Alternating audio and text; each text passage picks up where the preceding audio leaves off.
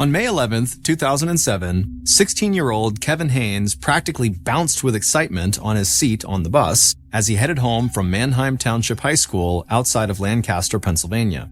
His older sister Maggie had just come home from college the day before, and their dad was going to make his signature spaghetti and meatballs to celebrate her return. And if the Haynes family followed their tradition, they would also rent a family video after dinner and then maybe watch the Philadelphia Phillies baseball game. Kevin thought his Friday night lineup sounded great. Kevin and his sister Maggie were not super close, partly because Maggie was 4 years older, but Kevin looked up to Maggie. She was cool and stylish and so athletic, she actually ran for the Bucknell University track team. And Maggie admired her brother right back, even bragging about him to her college friends. Kevin was a straight-A student in his school's gifted program and a member of the school's Quiz Bowl team, which competed against other high schools to show who was the smartest.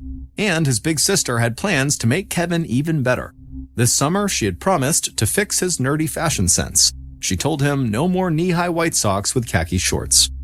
Kevin chuckled to himself as he rode along at the idea that his sister was going to fix him. He was a very modest young man, his round face turning bright whenever he became the center of attention.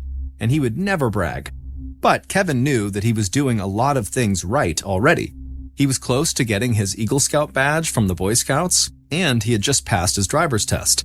He was a homebody by nature, but he was emerging as a young man ready to take on the world.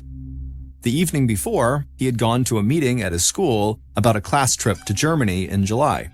Kevin's family, like so many in eastern Pennsylvania, traced their ancestry to Germany, and Kevin had always dreamed of visiting. Finally, it was actually happening, and, best of all, his roommate on the trip would be one of his two best friends, Alec Kreider.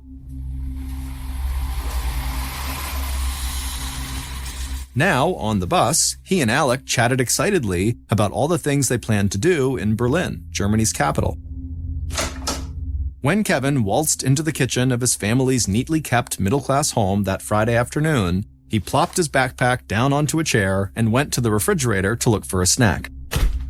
He was daydreaming about Germany and pulling out the blueberry pie when his sister Maggie walked in and reminded him they needed to get Mother's Day cards for their mom. So Kevin wolfed down his pie, and then the pair drove off to a nearby strip mall to shop for cards. Kevin and Maggie often joked about how perfectly boring their family was, comparing themselves to the Cleaver family from the 1950s TV show Leave It to Beaver. Their father, Tom Haynes, was an industrial supply store manager who loved his work, while their mom, Lisa Haynes, taught preschool at a church school. None of them did drugs or drank much alcohol, and neither Kevin nor Maggie had ever had a serious romance. On Sundays, they all went to church. The Haynes family also prided themselves on leaving their doors unlocked, except when they went away for vacation. Their town was on the edge of Amish country, where the straight-laced Amish people still travel in horse-drawn wagons, and crime was so rare that many of their neighbors did the same thing. In Manheim Township, people felt safe. But a boring lifestyle worked just fine for Kevin, Maggie, and their parents. They enjoyed each other's company and looked forward to being together. Both Maggie and Kevin were back at the house by the time their father, Tom, came blazing in promptly at 5 to start getting dinner ready. Tom had recently had surgery for prostate cancer, and he still had a catheter implanted, but you'd never know it by his good cheer and energy. At 5:30, the whole family gathered around the dining room table for pasta and lots of catching up. It was Kevin's mom, Lisa's, last day of preschool, and she had been touched by the gifts that her preschool students had given her. She planned to write notes back to all of her little scholars. Maggie talked about her professors at Bucknell, some she loved, others not so much, and everyone at the table talked about how glad they were that Maggie was home. They had missed her last summer when she stayed at college to work on a biology project. Kevin loved the dinner. His dad had a magic touch with the meatballs. But Kevin didn't love the family movie that night. Maggie and his mother had picked out a romantic comedy at the local video store, and Kevin groaned as soon as his mom pulled it out of the bag. He tried to watch it, but the film seemed sentimental and dumb to him, and he could feel his eyelids drooping about halfway through. So, not long after 9 p.m., Kevin told his family that he loved them, but he needed to go to bed. Maggie teased her brother as he headed for the stairs, saying he might be the only teenager alive going to bed so early. But Kevin didn't mind. He was going to read until he fell asleep. Maggie and her parents watched the rest of the movie. Then Maggie and her father stayed up a bit longer to watch the Philadelphia Phillies beat the Chicago Cubs. By 11, everyone retired to their bedrooms, passing Kevin's darkened room along the hallway. Tom and Lisa quickly fell asleep, but their daughter Maggie was still on a college student schedule. She watched TV programs on her laptop and then chatted online with college friends until she finally nodded off around 1 a.m. An hour later, at a little after 2 a.m., Maggie was suddenly jolted awake by the sound of screaming. There were no words, just the ear-splitting screams of a man, along with loud thuds as if people were wrestling. And all these sounds were coming from her brother's bedroom.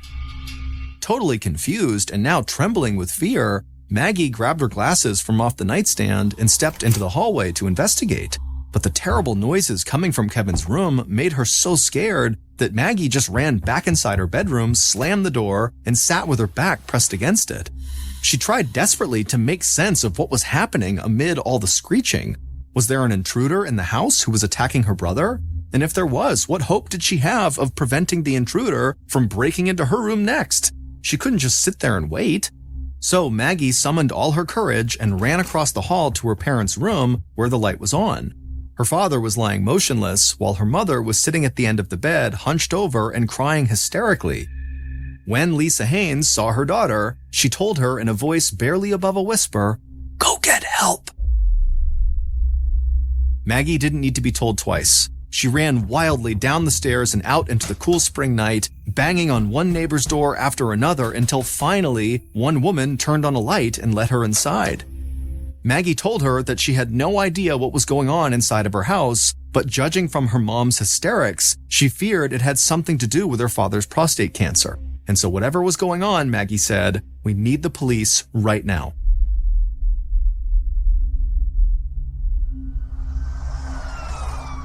Officer Steve Newman, working the night shift just weeks after finishing the police academy, got to the scene first. He went straight to the neighbor's house where Maggie had made the 911 call. Maggie was teary-eyed and dressed in a sweatshirt decorated with a cartoon penguin. And she was totally confused about what was going on in her house across the street. She said her dad might be having some kind of health crisis, or maybe there was a home invasion going on. When Newman left the neighbor's home and went across the street and rang the doorbell on the Haynes family home, no one answered. So he opened the unlocked door and went inside, mindful that an intruder could be lurking in the darkness. On the first floor, Newman, along with a second officer, saw nothing unusual except that the glass sliding door in the kitchen was open. Otherwise, the house was still. But as Newman climbed the stairs, gun drawn, he saw a spot of blood. Then he saw two more further up. As he reached the top of the stairs, he could see bloody footprints on the hallway carpet, and there, in the doorway of his bedroom, lay Kevin Haynes in his Boy Scout t-shirt, face down in a pool of blood. Newman could see that his throat and face had been severely slashed, while his arms were covered with knife wounds, as though he had put up a desperate fight to live. Both officers continued down the hall to Kevin's parents' room. There, they found Tom Haynes lying on his back on the bed, eyes staring up at the ceiling, deep stab wounds to his chest. At the end of the bed, curled up in the fetal position, lay Lisa Haynes. Lisa was still warm, and for a moment, Newman hoped she might be alive, but then he saw the deep gash on her throat. All three were dead.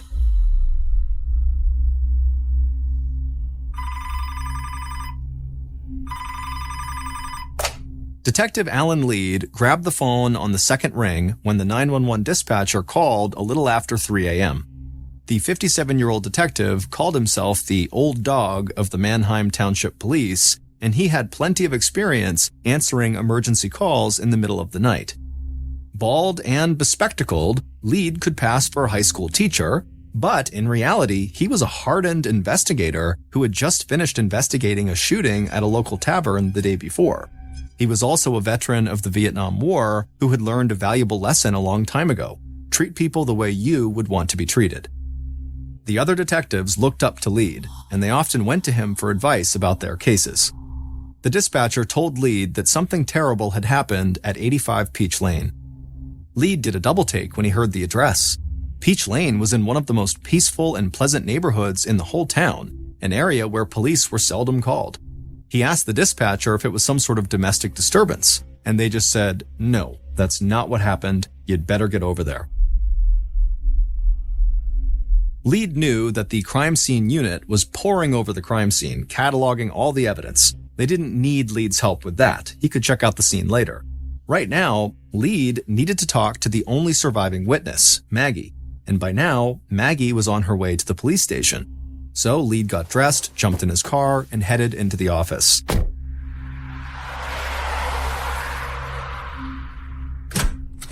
Maggie was already in an interview room talking to another detective when Lead arrived, and the detective excused himself to brief Lead on how it was going.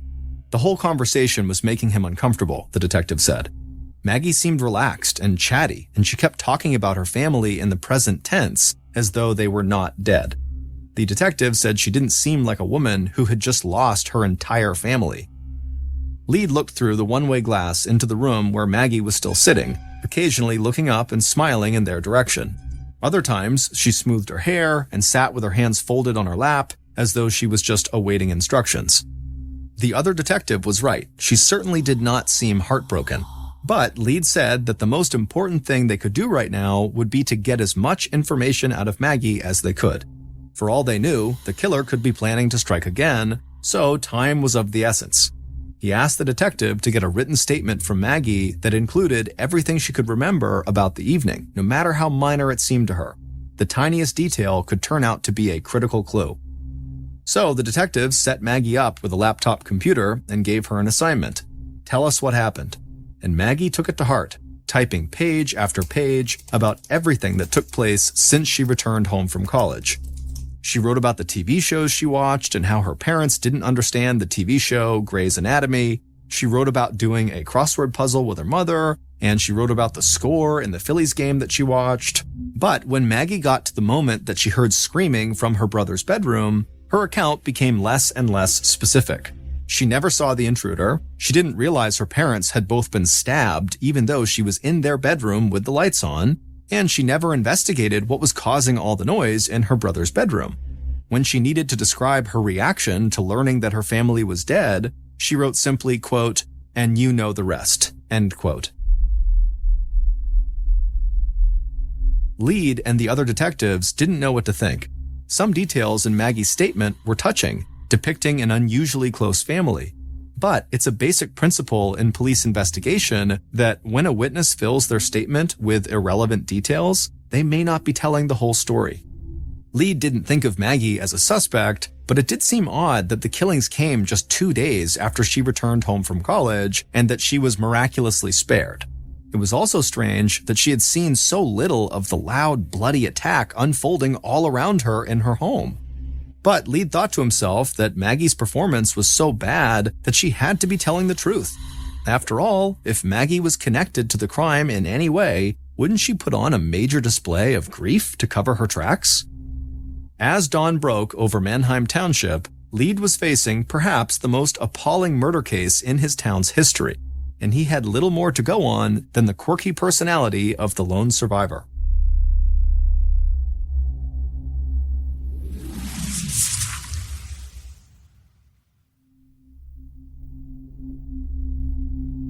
The slaughter of a respectable family in a picture-perfect neighborhood where people leave their doors unlocked was an irresistible story to the national news media. By late on Saturday, May 12th, the same day as the murders, the crime was on CNN and other big national networks, all of them pointing out that the killer or killers were still at large. The people of Mannheim Township were scared that a psychotic killer was on the loose in their community, and police started giving Maggie around-the-clock security protection. For Alan Lead and the other detectives working the case, the media coverage triggered dozens of calls from people who said they knew something about the crime, but almost certainly didn't. One woman called to report 3 Hispanic men in a black Chevy cruising the neighborhood near the crime scene. Perhaps they were involved. A man called to report 2 young people dressed in goth clothing who spit on him. Maybe they were the killers. One couple who called in actually volunteered the use of their bloodhound dog, Nellie, which initially seemed like a smart idea to Lead. So Lead let Nellie sniff blood spatters at the crime scene and then turned her loose. And Nellie took her handlers, as well as the police, on a zigzagging tour of the business district before finally leading them to a burger restaurant that Nellie thought smelled delicious. And it was at this point that her handlers admitted that Nellie very likely had no idea where the Haynes' killer had fled. The police had no solid suspects, but their crime scene investigation at least gave them some clues. It appeared that the killer, or killers, had struck the parents first, then savagely attacked their son, Kevin, leaving blood everywhere, including on the bottom of the killer's shoes. That's what left the bloody footprints in the upstairs hall. If they could find the shoes that matched the prints, they would have their killer. Despite the extreme violence, there was no sign of robbery. Lisa Haynes' jewelry and other valuables in the house were undisturbed. Whoever killed the family had likely targeted them for some reason other than money. And the viciousness of the attack on Kevin specifically made police suspect that Kevin might have been the primary target. There was also one other disturbing detail at the crime scene. They found blood in the downstairs bathroom, as though the killer had taken the time to clean up before leaving the murder scene. Their killer, it seems, was not remotely in a hurry.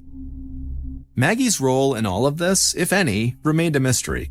Almost immediately, rumors spread that a former boyfriend of Maggie's could be the killer, but Maggie had never had a serious boyfriend. Lead asked an FBI analyst to read Maggie's written statement to see if he saw signs of deception about the murders. The analyst said they did not. And so it seemed to Lead that people were gossiping about Maggie mainly because she was the only family member to survive. The police began interviewing everyone who knew the family, hoping that they might gain some insight into who would want to hurt them. But the Haynes family were a tough family to hate. Person after person reported how decent and friendly they all were and how they always tried to do the right thing. Kevin had two best friends, Alec, who he was going to Germany with, and Warren Tobin, who he had known since elementary school and ate lunch with in the school cafeteria most days. These three were so close that they called themselves the Three Musketeers. If anyone would know who might hate Kevin and his family enough to kill them, it would be Alec or Warren. But the detective who called them came away with few concrete leads. Warren, who was choking back tears, said that Kevin got along with everyone.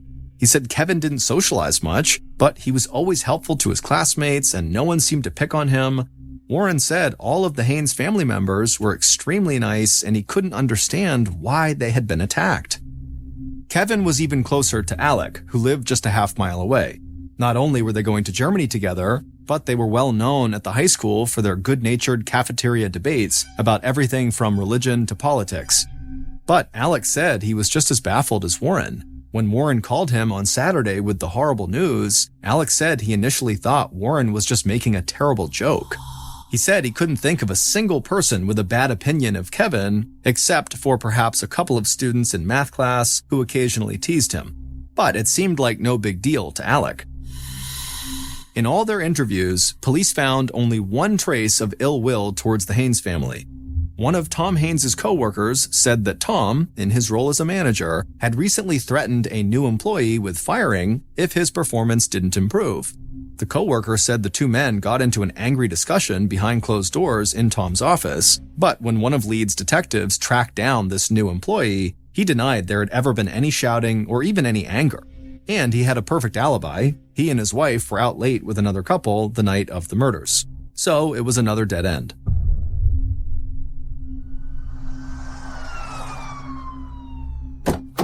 Then, on May 15th, so 3 days after the murders, Lead got a call from an alert trooper in North Carolina who had pulled over two men in their 20s for speeding and then discovered they had been smoking marijuana as well.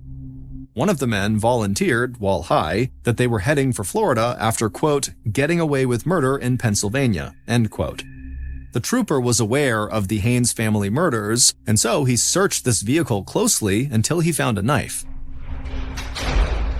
Both of these men were locked up in the Johnson County Jail, the trooper told Lead, if he wanted to send someone to question them. For the first time in 4 days, Alan Lead felt hopeful, and he practically skipped out of his office into the squad room to tell the other detectives about this new hot lead. He told them how one of these suspects even had lacerations on his right hand. The guy claimed the injury was from a sawmill, but those cuts could also come from violently murdering people. Lead told his team, "We may have our killers." At Lead's request, the FBI had already done an analysis of the bloody footprints in the hallway. They came from size 12 Hush Puppies, a casual shoe brand. So Lead called the Johnson County jailer and asked him to send a photocopy of the soles of the two men's shoes. The jailer was happy to oblige, and a few minutes later, Lead received a fax from North Carolina. The pictures were disappointing. The two men were wearing sneakers, not Hush Puppies, and neither was a size 12. But Lead knew they could still be the killers, so he asked for a DNA sample from both of the jailed men that could be compared with DNA from the crime scene. Once again, the jailer was happy to help, and once again, the results were disappointing. A few days later, the crime lab told Lead that none of the DNA from the men in jail in North Carolina matched the crime scene. They were not the murderers. Feeling very discouraged, Lead thought to himself, maybe they were thinking about this case all wrong. The FBI had told investigators that the murders had the earmarks of a crime by someone who knew their victims, not a crime committed by strangers. The killer or killers had used a knife, which is a very intimate murder weapon, and the attack on Kevin seemed an act of pure hatred. And whoever had done this did seem to know their way around the house, likely knowing that the Haynes did not lock their doors. Maybe, Lead thought to himself, investigators needed to keep looking closer to home. On May 19th, so a week after the murders, people crowded into the Otterbein United Methodist Church for a memorial service for the Haynes family. It was a church that had long been at the center of the family's life. Kevin's grandmother was one of the church's founders, while Tom had served as a trustee. The crowd grew so large that volunteers hastily set up folding chairs at the back of the church to accommodate the overflow. All the while, a Pennsylvania state trooper videotaped everyone coming in the door, and local police were stationed all over the building just in case the killer might reveal themselves. Moments before the service was about to start, Detective Lead escorted Maggie and her other family members into the church, where they somberly took a seat in the front row. The entire chamber immediately fell silent, except for the sobs of Warren Tobin's sister. The pastor spoke about the mystery of evil and the promise of the afterlife for the faithful Tom, Lisa, and Kevin Haynes, providing some comfort amid such a staggering loss. But then the pastor invited Lisa Haynes' brother to the podium, and his message sent a shiver through the entire congregation. He talked about the profound impact the murders were having on the Haynes family, as well as the larger community, and he called on the killer to come forward and ask Maggie for forgiveness. He said the killer might even be here right now at this memorial service, posing as a grieving friend or loved one. For Kevin's friend, Alec, who was seated with the German teacher who would have chaperoned Alec and Kevin to Germany that summer, the message that the killer might be in that room was overwhelming. By the time the service was over, Alec had balled up his fists, his face was glowering, and when several girls tried to comfort Alec and give him a hug, he grew rigid and stepped back. Alex stalked off to his father's car where he sat fuming, and when his dad got in, he asked what was going on. Alex said he was furious at all the hypocrites in the service who never cared about Kevin when he was alive, but now that he was dead, everyone was acting so sad in public like he mattered to them. But he didn't. They didn't care. And in fact, Alec was now convinced, like Lisa Haynes' brother, that the killer had to be one of those hypocrites. They were there in the church. He knew it.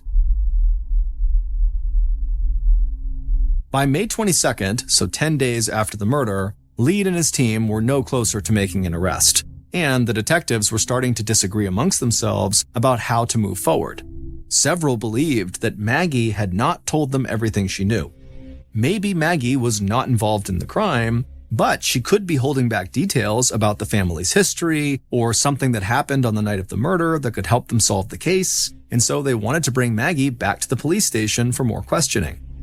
Lead didn't like the idea. Maggie had answered their questions over and over again, often giving investigators more details than they really wanted.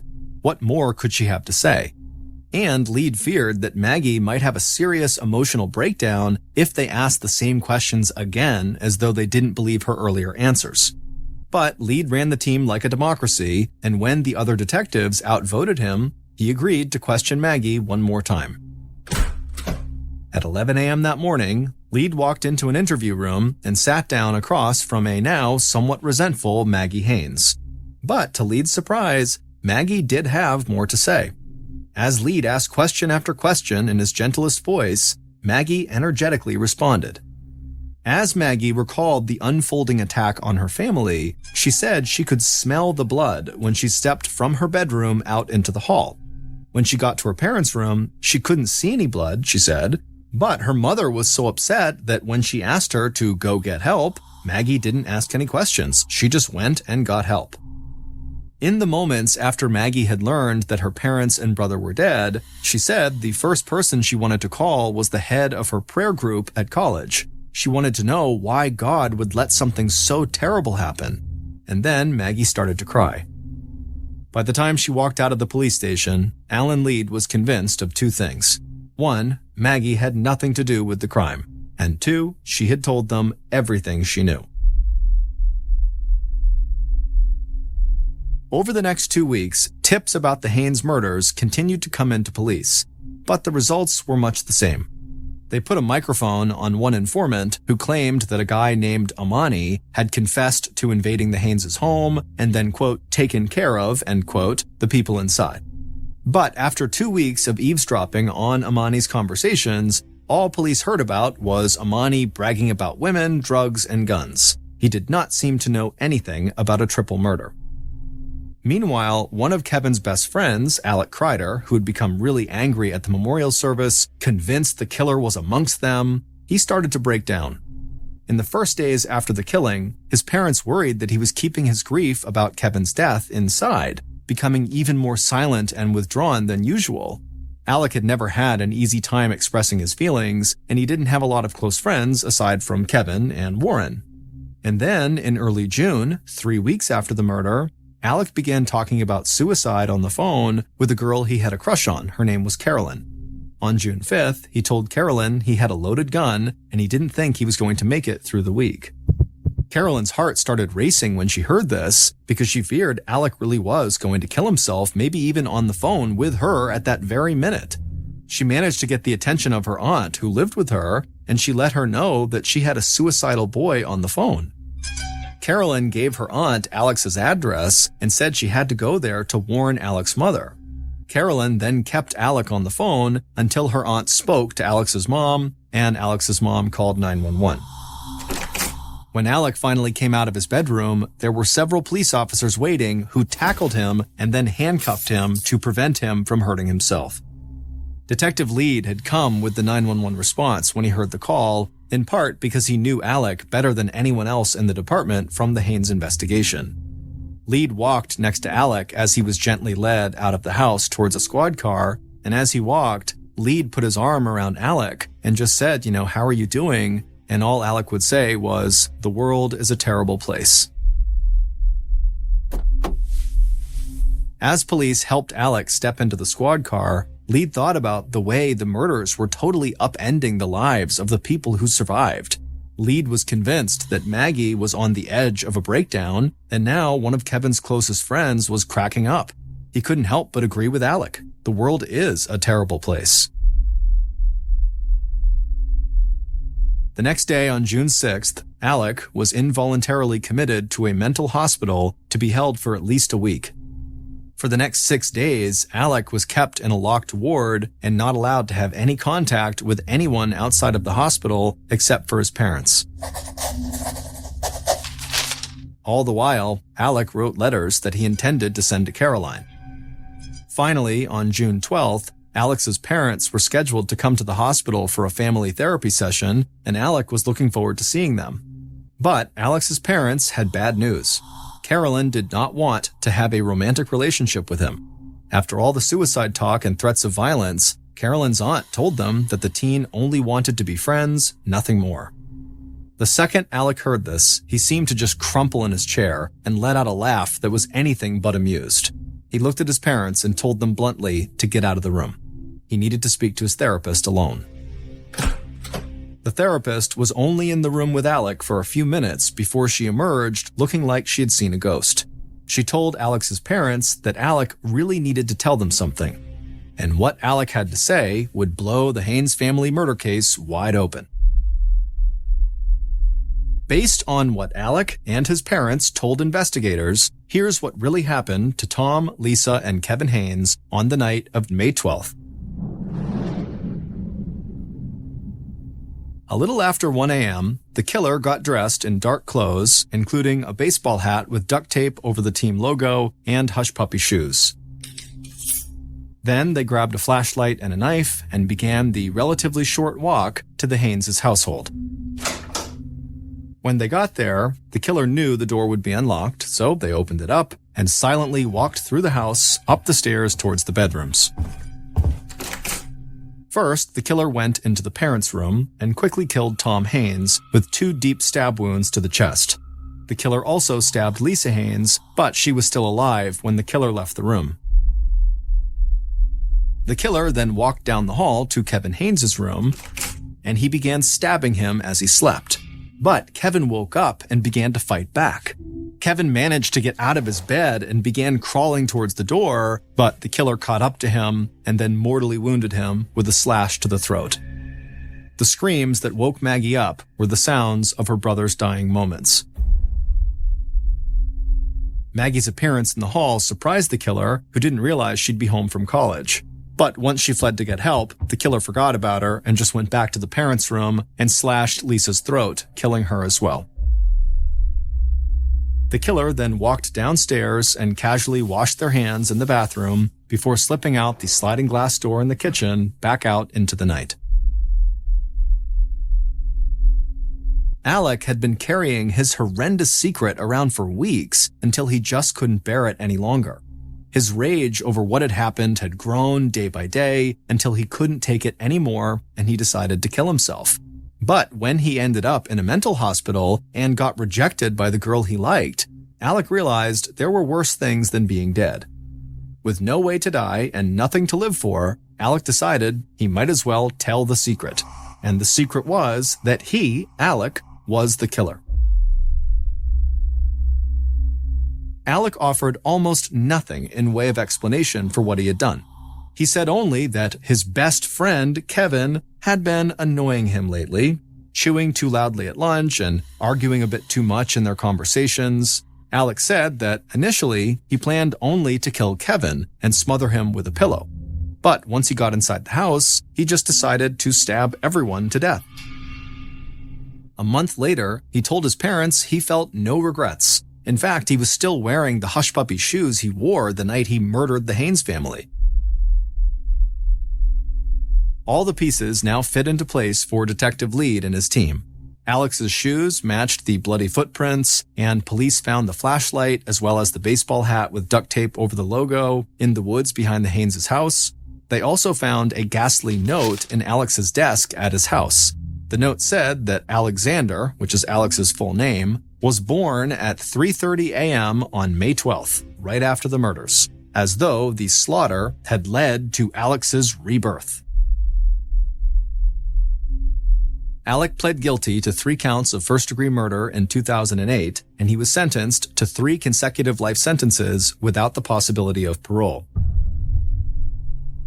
Then, in January of 2014, Alec made good on his suicide threats, hanging himself in his prison cell. Nicknamed the Great Grey Green Greasy, the Limpopo River is one of Africa's largest rivers. It serves as a border between Zimbabwe and South Africa, and it also happens to be one of the most dangerous places on Earth.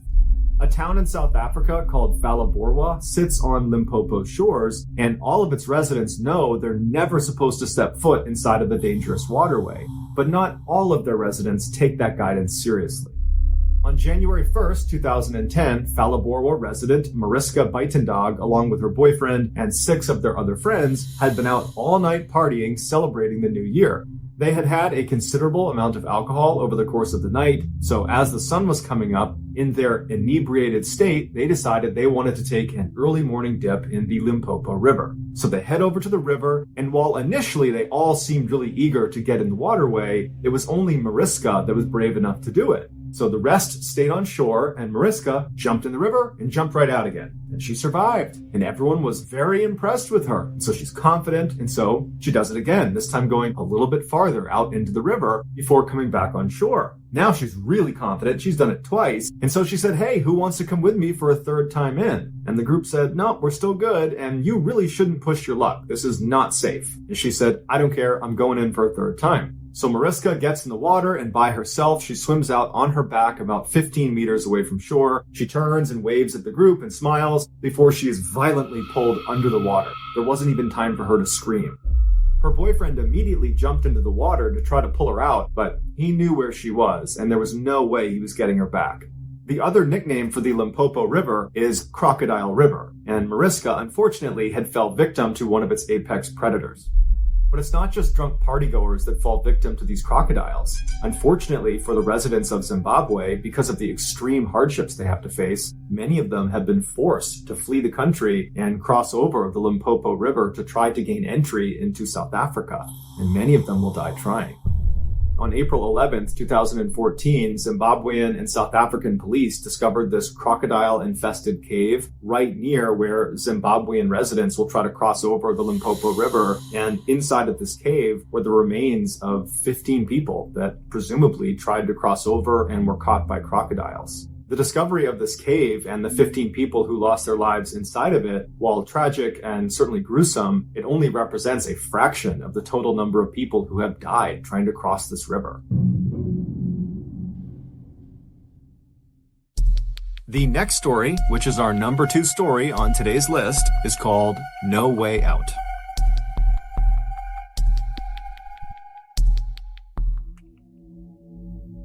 In 1986, 35 million Americans went to see the brand new movie Crocodile Dundee, which was a comedy that starred this very capable and rugged Australian crocodile hunter who goes to New York City. One of the 35 million Americans who saw this film was a 24-year-old model from Virginia named Ginger Meadows. And after seeing this film, Ginger felt inspired to actually go to Australia to see it for herself because it looked so amazing in this movie. So a couple of months later, in March of 1987, Ginger, by herself, hops on a plane and flies to Perth, which is a major city in Western Australia. And her plan was she would land in Australia and then work odd jobs to make a little bit of cash, and then use that cash to fund her travels all over the country. And then at some point, after she was tired of doing that, she would head back to the United States. So she lands in Perth, and immediately she sees her first opportunity to make some money. There had been this huge sailing competition in the city leading up to the weekend she arrived there, and so she saw all these luxury yachts anchored at all these docks along the coastline, and Ginger's thinking to herself, these huge ships, they have crews that work on them basically full-time. Maybe one of these boats could use an extra set of hands. And so Ginger, who was very friendly and outgoing, she went right down to one of these docks, and she stopped in front of the very first yacht she saw, which was this huge luxury 100-foot yacht, and she introduced herself to the captain of this boat, and she said, hey, can I hitch a ride with you guys to the next place you're going, and in exchange, I'll work for you. And as it happened, the captain was actually looking for another crew member to assist their chef. And so he said, okay, well, can you cook? And Ginger said, yeah, I'm a great cook. And he said, okay, well, you're hired. You can be the chef's assistant. And so Ginger, she climbs on board and she meets the rest of the 5 other crew members, including the chef who she'd be working with. And the chef's name was Jane, and those two would become very close. And then shortly after Ginger had come aboard, the captain cast off their lines and they headed out to sea. Their next stop was going to be New Guinea, which was roughly 14 days of travel away.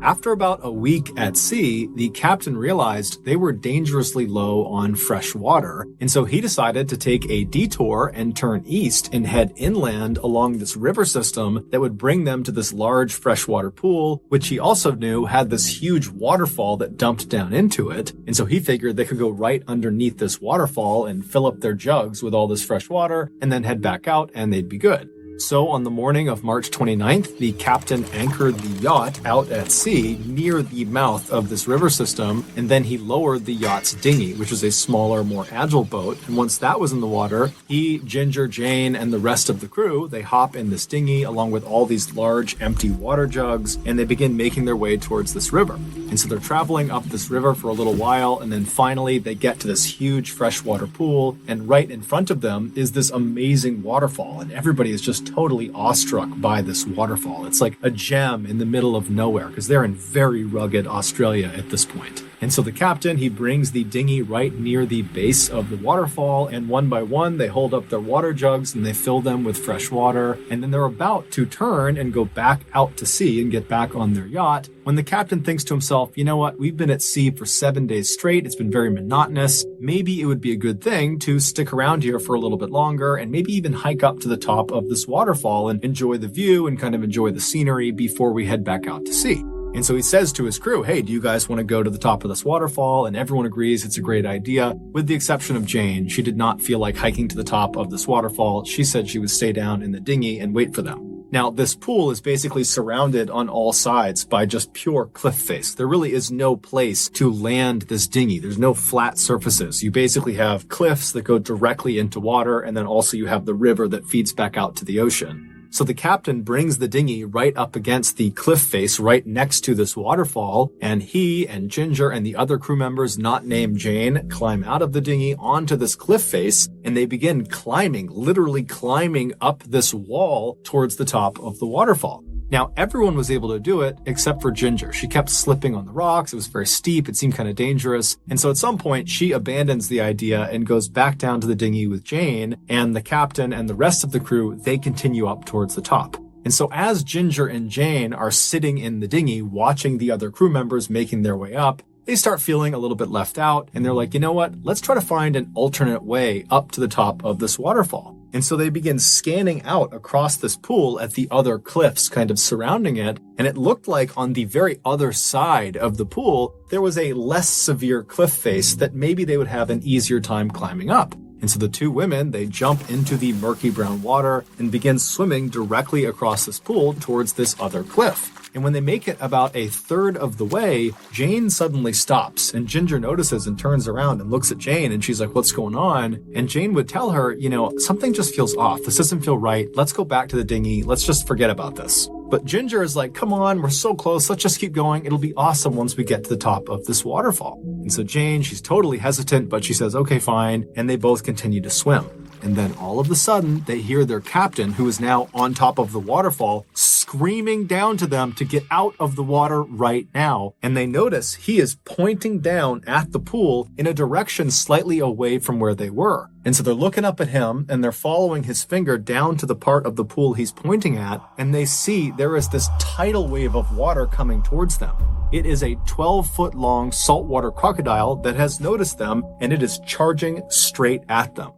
Now, Jane and Ginger knew they were too far away from the dinghy to be able to swim to it before this crocodile was going to reach them, and so their next best choice was just to turn and swim towards the nearest cliff face, because again, there is no place to get out of the water. There's only cliffs. And so they swim towards this cliff face, which is right on the edge of the bottom of the waterfall, and so water is landing on them, and they reach the cliff face, and they're trying to climb up and pull themselves out of the water, but there's nowhere to grab onto. It's all totally slick. There's no good handholds. And so all they have is this little ledge that is in the water that they're standing on, but they're still halfway into the water.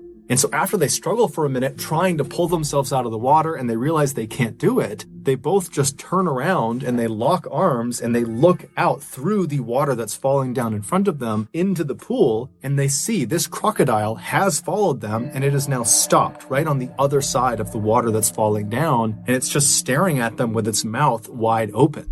And the two women are looking at it. They don't know what to do. And the captain and the other crew members, they see what's going on, and they're trying to climb down as fast as they possibly can to try to rescue them. But it's going to take several minutes at least before they get down to the dinghy. And so Jane and Ginger, they're totally aware of this, and they're just staring at this crocodile, screaming at it, trying to get it to go away. And at some point, the crocodile does just close its mouth and sink below the surface. But now they don't know where it is. And this causes Ginger to completely panic, and she lets lets go of Jane's arm and she dives into the water off to the right and attempts to swim away from the crocodile back over to the boat. But Ginger only made it 2 strokes before the crocodile suddenly re-emerged underneath her and grabbed her by the waist and pulled her under the water. Jane is just standing there watching all of this happen in front of her. She has no idea what to do. The crew is still not down in the dinghy, so she's totally stranded, and she's just staring at the area where Ginger has been pulled below the surface. And just seconds after she's been pulled under, the crocodile re-emerges with its head pointed towards Jane, and in its jaws is Ginger. And Ginger's got her arms up over her head, she's wide-eyed, and she's looking right at Jane. And Jane makes eye contact with her, but there's nothing she can do. And she just watched as Ginger again was pulled back under, and this time she did not come up again.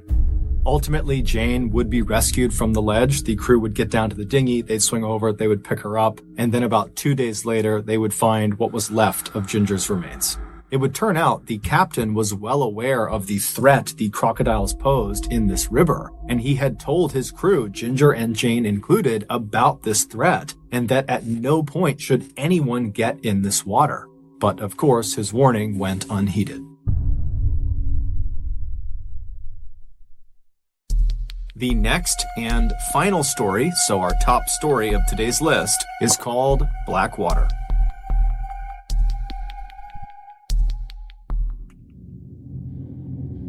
At 11:40 a.m. on December 21st, 2003, 3 young men who were longtime childhood friends hopped in a truck and began traveling south. They were 22-year-old Brett Mann and 19-year-olds Sean Blowers and Ashley McGuff. They lived in a coastal city called Darwin, which is actually the capital of the Northern Territory in Australia.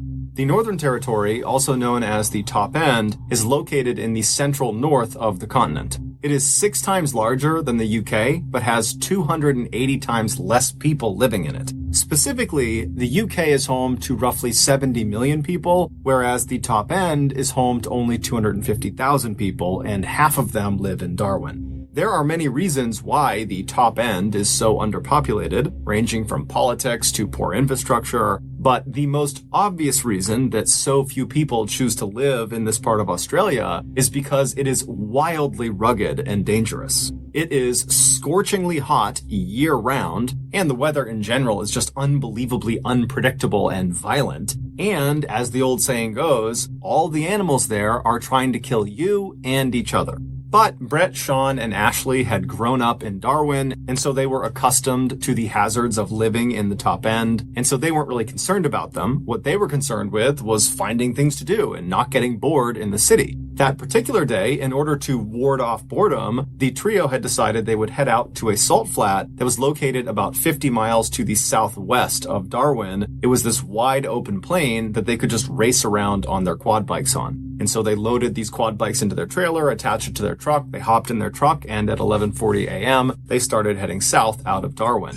The first road they were on was this fairly desolate dirt road that wound around through the wilderness, and it passed by the iconic eucalyptus trees that are very well known in Australia. It passed by palm trees and giant termite mounds. And after driving on this dirt road for about 30 minutes, the trio passed by the Tumbling Waters Holiday Park, which is a vacation resort for adventurous families. And then beyond this park, there really was no more civilization. They were headed right into the outback of Australia.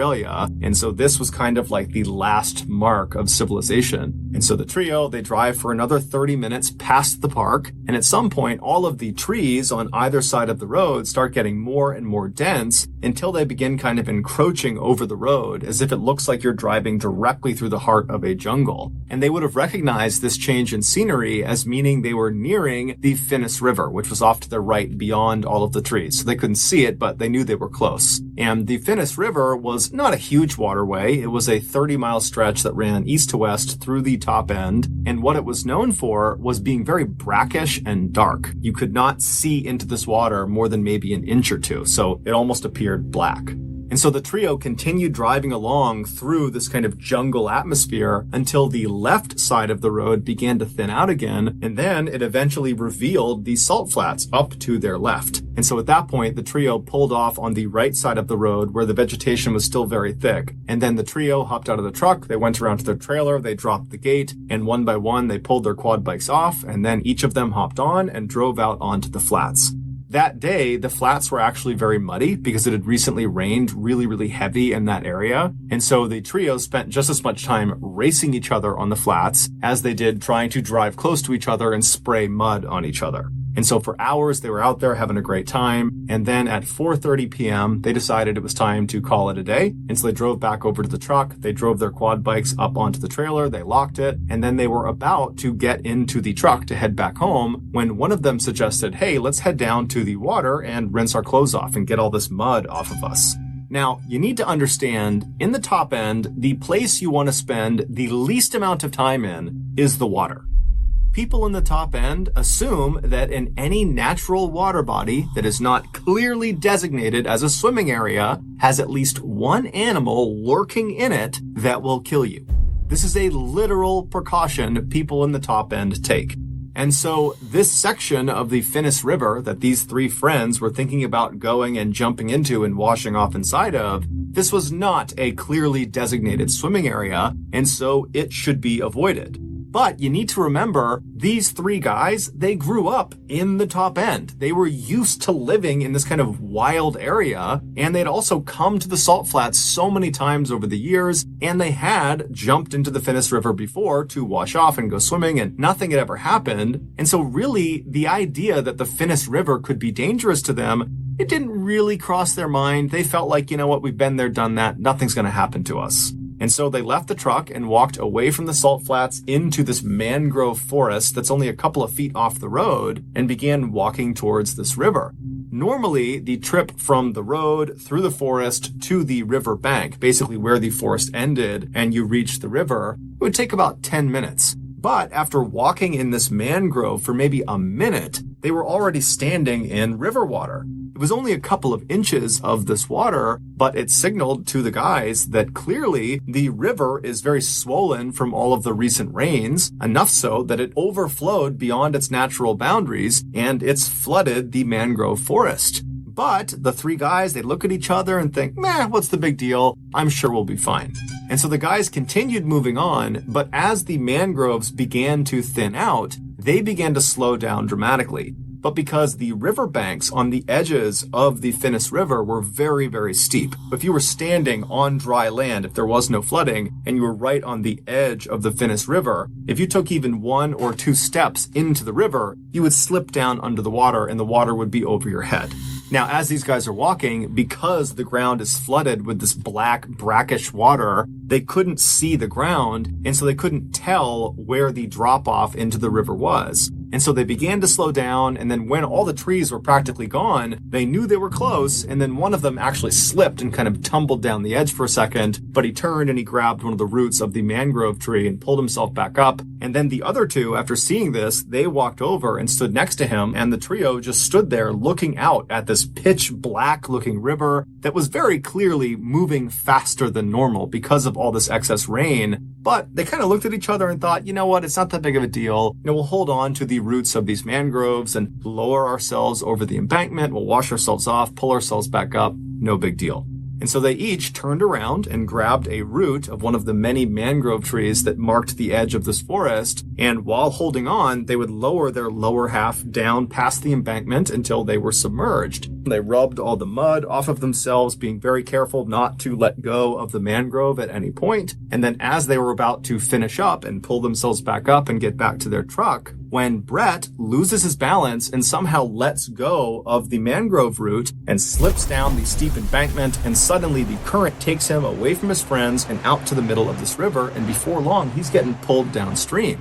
And so he yells out to Ashley and Sean, who had their backs turned to him. They turn around, they see their friend, and they instinctively leap into the river to try to go get him and help swim him back to the side.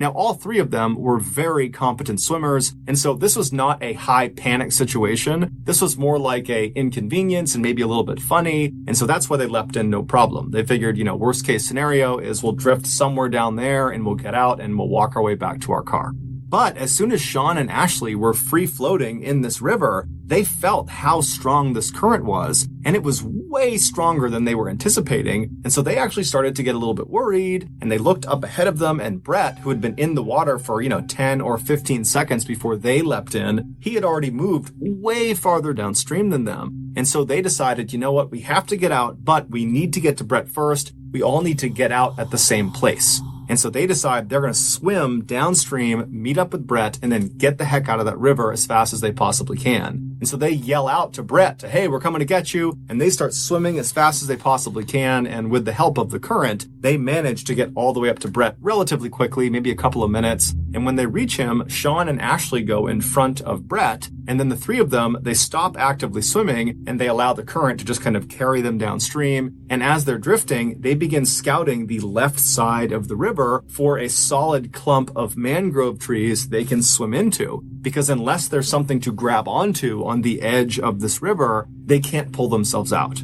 And so at this point, the trio is definitely uncomfortable being in the water because of how strong that current is, but they're confident they're going to find a viable landing spot and they're going to get out of here and it will be a great story. And so Sean is in the front, Ashley is right behind him, and then Brett is behind Ashley. And they're all about an arm's length away from each other. And they're drifting down this river for a couple of minutes. They're looking on the left side for a viable landing spot. And then all of a sudden, Ashley just yells out, hey, I see something in the water. We need to get out. Find the nearest tree. Get out, get out, get out. And so Sean, he starts panicking. He doesn't even turn around to see what's going on behind him. Adrenaline kicks in and he swims as fast as he possibly can to a tree that's popped out of the river. It's literally growing in the middle of the river. And so he swims up to this tree. He manages to climb up to the first fork of the tree, which is maybe 6 or 8 feet above the water. And as soon as he's up there, he turns around and looks down and he sees Ashley. He reaches down and he hoists Ashley up to the first fork with him. And then the pair turn around again to grab Brett, but Brett's not there. And so they look around, they're thinking, okay, did Brett not make it to the tree? Did the current pull him around? Is he at some other tree? They're yelling out for him. They're looking for him, but there's no Brett. And so they're talking to each other, Ashley and Sean. They're saying, hey, did he call out? Did you hear something? Did he give some indication about where he was going? And they're saying, no, I don't know where he is. And so they start climbing up the tree a little bit and trying to look down and up the river to see if maybe they can see him. And then all of a sudden, Sean notices something yellow flash beneath them in the water. And so he looks straight down and he sees this yellow thing down there. So he nudges Ashley and he says, look. And so Ashley looks down, and as they're looking, they're about 10 feet off the water at this point. They see this yellow thing start rising up to the surface. Now, the water is so dark, they really can't tell what anything is unless it is at the surface. And so they're watching this yellow thing, and suddenly it comes out of the water, and they see it's Brett. He's got his yellow jacket on. That's what they saw. And Brett is in the mouth of a 13-foot-long saltwater crocodile. He is face down and his left side is being held in this animal's mouth and he's not moving. And so Sean and Ashley are so scared, they're just frozen. They're just staring at this monster that's in the water that's holding their friend underwater and they can't do anything about it. And for 2 minutes, they just stand there looking at this animal, wondering what's going to happen. And for those entire 2 minutes, the crocodile stared right back up at Ashley and Sean as if it was showing them what it was going to do to them once they got in the water. That I've done this to your friend, I'm getting you to as well. And so they're staring at this animal when suddenly it just kind of goes underneath the water back down into the black abyss and it, along with Brett, just disappear.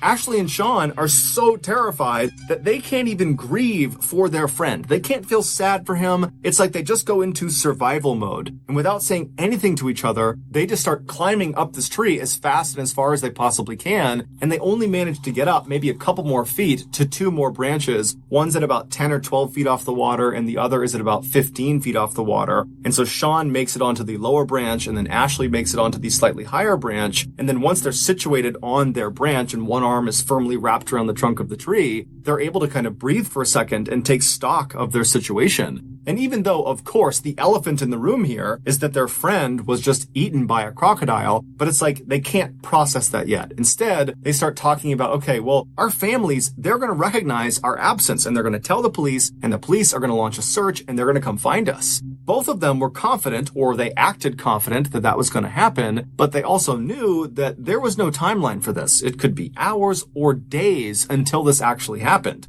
And so as these two teens are sitting on their branches, the reality of their situation really started to come crashing down on them. Because, yeah, they're safe in this tree, but how long can they possibly stay in this tree for? I mean, eventually, they're going to need to fall asleep. And if they fall asleep, are they going to fall out of the tree and land in the water with this crocodile? I mean, they just didn't know how this was going to turn out. And so as the two began comforting each other, reassuring each other that, oh no, it's going to be just fine. Someone's going to find us tonight or tomorrow. We'll be just fine. As they're doing that, Ashley suddenly stops talking to Sean and just looks straight down. And so Sean realizes what Ashley's doing, and he matches his gaze, and he looks straight down, and at the base of their tree, in that black water, is the 13-foot-long saltwater crocodile. It's back, and it no longer has Brett in its mouth. They have no idea where Brett is. He's just gone.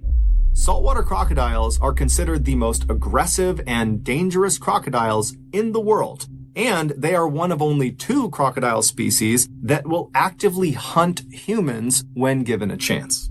And so these two teens are helpless in this tree. All they have is some separation from the black water and this animal down below. And so they just find themselves staring straight down at this crocodile. And in turn, this crocodile just stares right back up at them.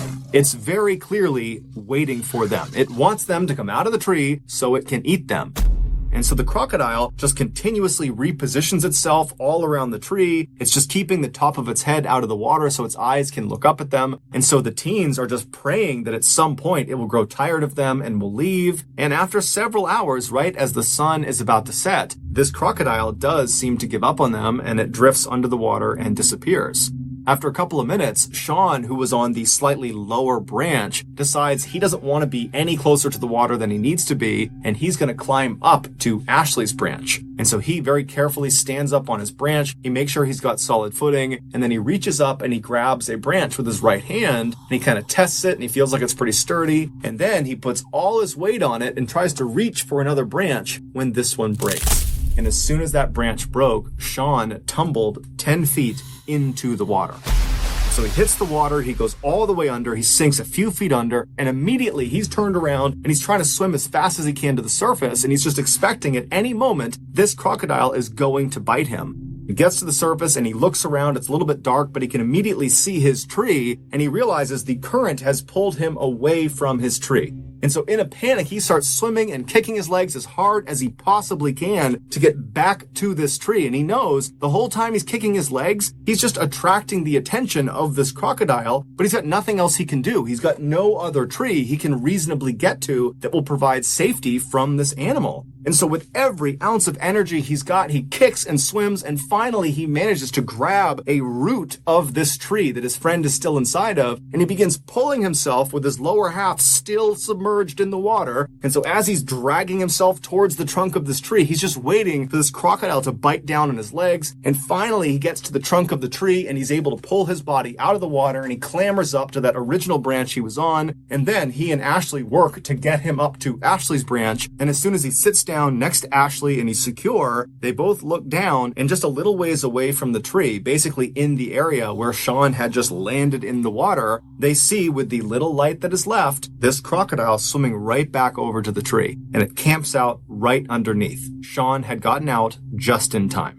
When the sun finally did set about 10 or 15 minutes later, it became pitch black. There's no ambient light in this part of the world. There aren't any buildings or cities close enough to this area. And so it is truly pitch black. And so they could no longer see the crocodile down below. But they knew it was there because periodically they would hear it repositioning itself right underneath them. Also, because it was so dark, the two teens could not actually see each other. And so they began holding on to each other, and then anytime either of them moved, they would announce their movement to the other, just so they knew they had not fallen asleep and were not falling out of the tree to a horrible death. And so a few hours went by like this, where it was silence with the exception of the sounds of this crocodile repositioning itself periodically. a little after midnight, a huge storm rolled into this area and it began absolutely downpouring, and the raindrops that were hitting the river were so loud that the teens could no longer hear the sound of this crocodile. And so they had no idea if it was still down below them or not. But every time lightning would strike, it would illuminate the sky for that flash of a second, and in that flash, they would look down, and there would be the crocodile. After several hours of this super intense downpour, the two teens also started to become concerned that all this additional rain could raise the water level of the river all the way up high enough that this crocodile might be able to jump out and reach their legs. But because it was so dark, they couldn't actually see the top of the water, and so they had no way of knowing if the water levels were actually rising or not. And so they both kind of sucked their legs up onto this branch and tried to make themselves as small as they could while still remaining anchored to each other and also to the branch. And that's how they sat for the next several hours, just hoping they would survive the night. Finally, when the sun came up that following morning, the teens immediately noticed that the crocodile was still right below them, just lurking at the base of the tree, waiting for them. And they also noticed the water level of the river had clearly come up quite a bit. And so if they weren't rescued soon, there was a good chance that another heavy rainstorm, that crocodile would be in range of them, and there was nowhere they could go. They were as high up as they could get. Not to mention the fact they were hypothermic, they were weak, they were tired, and if you fall asleep, you're going to fall in the water. And so the two teens, they knew they did not have much time left. Luckily, at 10 a.m. that morning, they heard the sound of a police officer who was out in the mangrove forest. It turned out their families had recognized their absence. They had called the police, and that morning a search had been launched. They had found their truck and then had been walking down the river yelling out to them, and then they finally did find them. Initially, when they located these two teens stuck in the tree, they called in a helicopter to hover over them and lower down a ladder that could climb back up. But when the helicopter got close to this tree, the rotor wash from the spinning blades, it practically blew the boys out of the tree, and this crocodile was still in the water. The rescuers could see it, the boys could still see it, and so there was this fear that the helicopter would literally send them into the water to their death. And so they had to abandon the helicopter approach. However, the blades of that helicopter did ultimately scare this crocodile, and the crocodile swam away. And so as soon as the helicopter was off station, they had a boat come in, and the boat got right underneath the two boys. They jumped down into it, and they were brought to safety. The two boys were brought to a hospital where doctors determined they were physically okay, but both of them were severely traumatized from what they had just been through. As for Brett, despite an exhaustive search of that river, they never found his body or any of his clothing or any belongings he had on him, and they never found the crocodile that... Here's the sentence rewritten in proper American English. Thank you for listening to the exclusive episode of the MrBallen podcast. If you enjoyed today's stories and are looking for more thrilling content, be sure to check out all of our studio's podcasts. Simply search for MrBallen podcast episode wherever you get your podcasts, and you'll find them all. Additionally, there are hundreds of other stories like the ones you heard today, available in video format on our YouTube channel called MrBallen Podcast Episode. I truly appreciate your support. Until next time, take care.